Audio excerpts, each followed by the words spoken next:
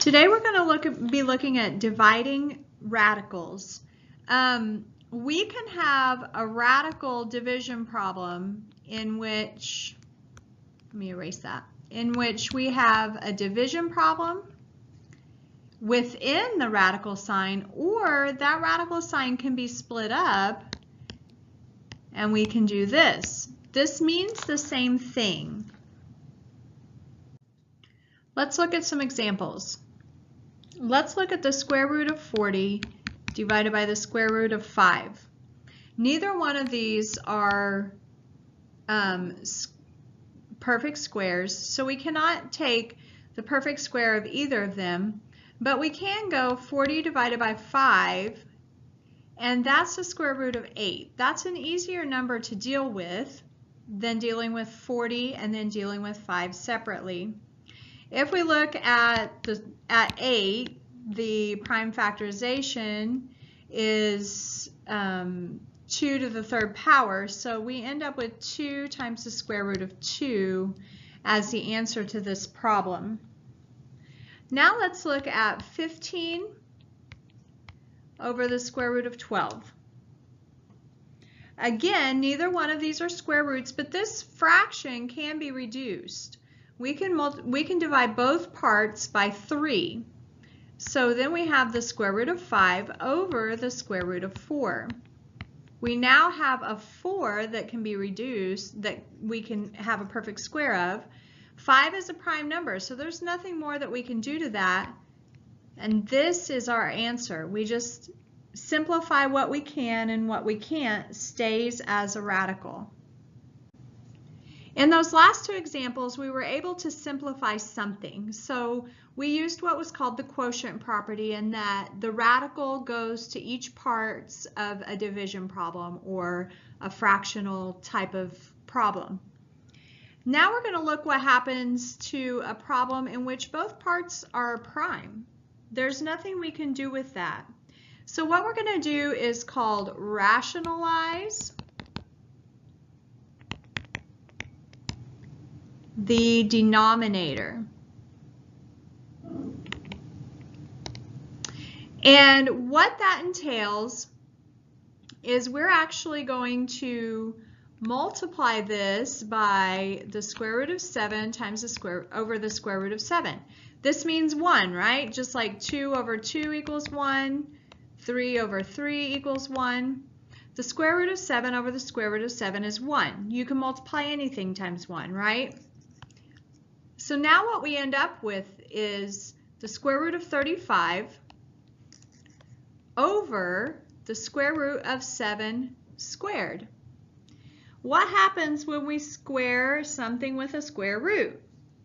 It goes away, and so does that. They cancel each other out.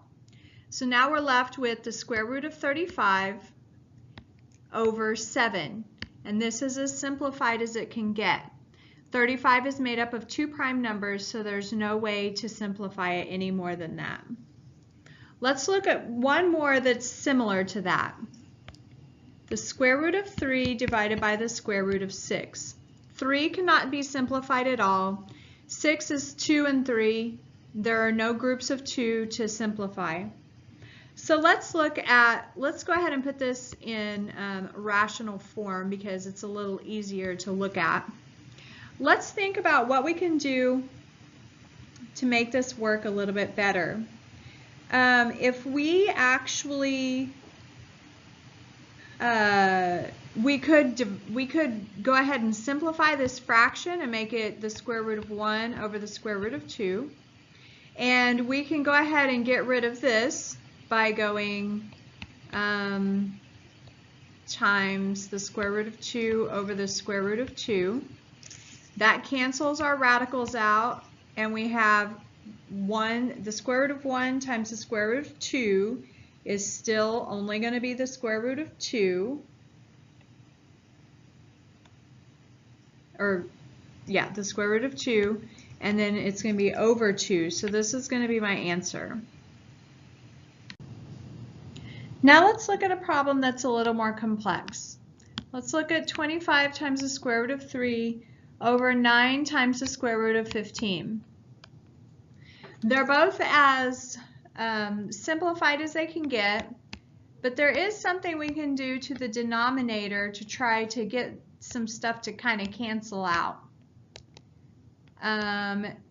If we break 15 into 3 and 5, then these actually cancel out and we're left with 25 over 9 times the square root of 5.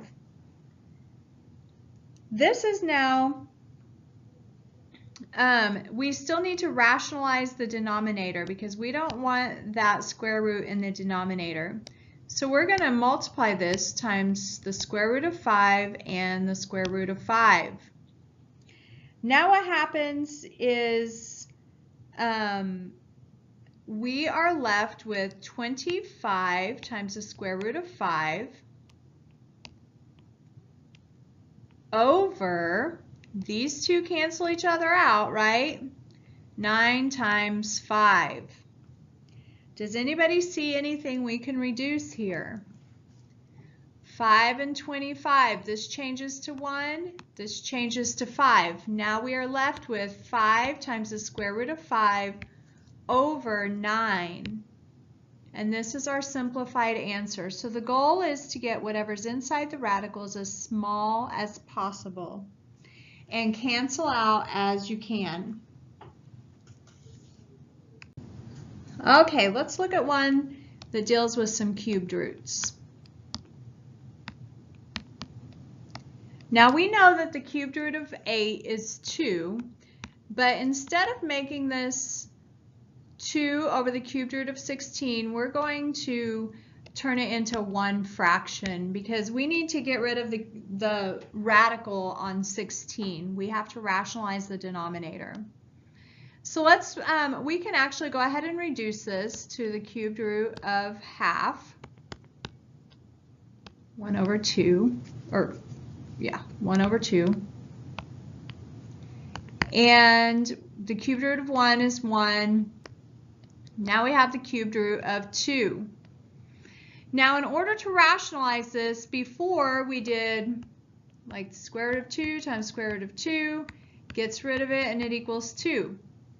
Now it's a cubed root, so we're going to have to actually multiply the cubed root of 2 squared and the cubed root of 2 squared because we want this to turn into